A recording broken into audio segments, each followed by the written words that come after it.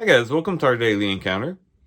In Exodus chapter 20 and verse 2, you have what could be seen as an introduction to the law. And you can see it as perhaps uh, a prelude to the commandment against idol worship, or you can see it as an introduction to the Ten Commandments, or even an introduction to the law in general.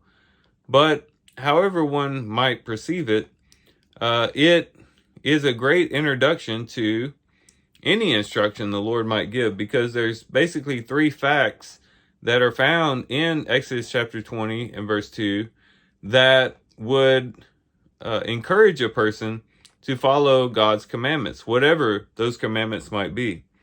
This is what it says. He says, I am the Lord your God who brought you out of the land of Egypt, out of the house of slavery.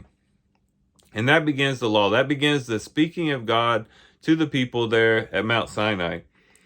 And again, there's at least three things that are brought out, three facts that are given that would encourage the people to obey the Lord. One is the identity of God. He says, I am the Lord. In other words, I am who I am. This is the name, Yahweh, that was revealed to Moses at the burning bush. This is the all-sufficient, all-existing one, the one who is seen as the great I am. And because God is the great God, because he is Yahweh, because he is I am who I am, that in and of itself is enough reason to obey him.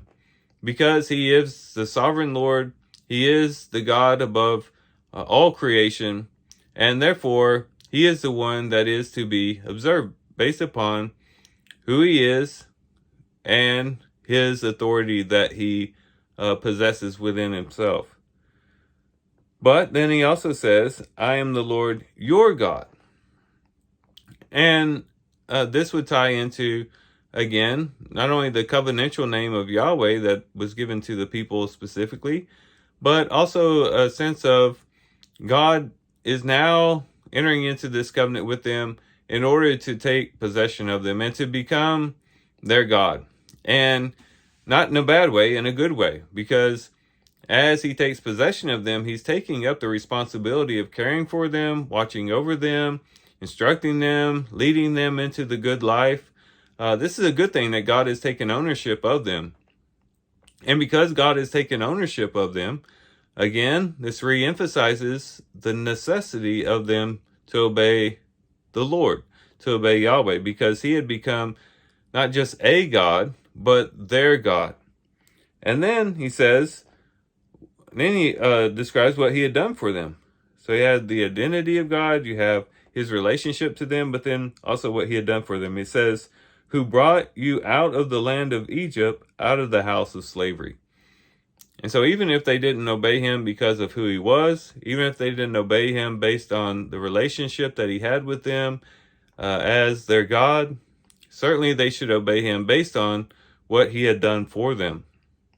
When a person does great things for another person, the natural response is then to want to do great things for that person that had done great things to you, to reciprocate that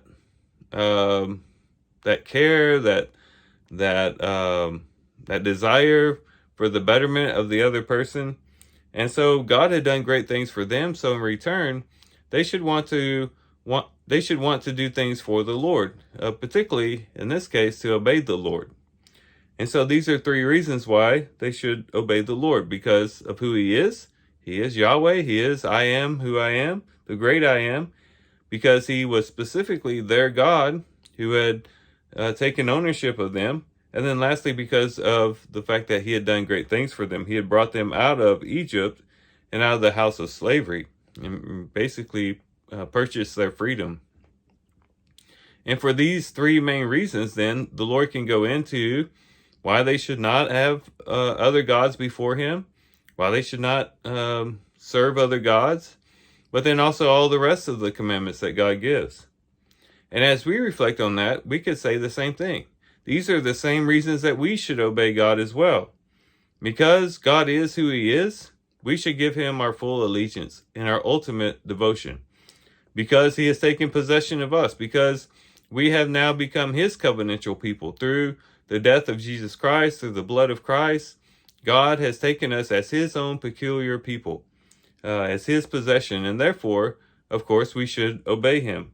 And then also we can think about the wonderful things that he's done. He hasn't just physically delivered us from some nation, but has spiritually delivered us from the bondage of sin, of death that was connected to sin, out of the slavery that Satan had brought us under.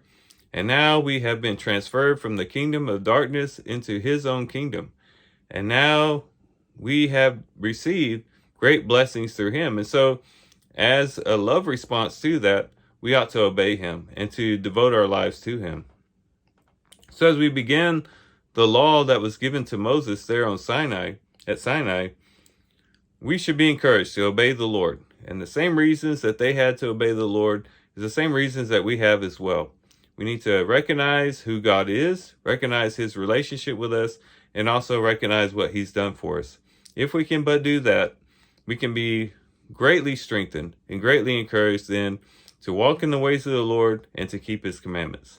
So these are some things we can reflect on and think about as we do our reading today. With that, guys, I do thank you for watching the video today. Hope you guys have a great day. Love you guys. God bless.